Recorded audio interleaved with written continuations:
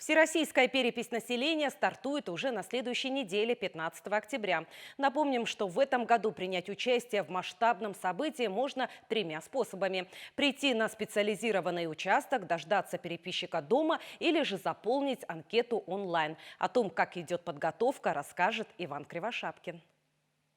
Переписчики во всеоружии, планшеты готовы, бланки на месте, люди в униформе. Именно таким образом готовятся к самому масштабному событию десятилетия – всероссийской переписи населения. Практически все участки уже готовы к началу работы, среди них и пункт в селе Пригородное.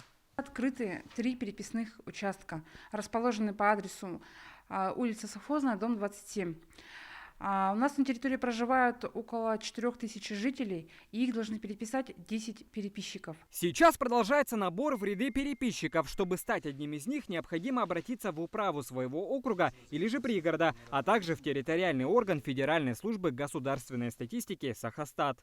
Узнать пришедшего переписчика можно по этим атрибутам: светоотражающий жилет, фирменный шарф с логотипом и, конечно, удостоверение с данными. Помимо этих элементов, переписчик обязан носить с собой такой специальный планшет. Результаты переписи позволят определить количество безработного населения, а также коренных народов, находящихся на грани исчезновения. Благодаря переписи можно увидеть проблемные места в экономике и социальной сфере. На основании вот этих данных как раз будут выделяться средства и готовятся социально-экономические программы.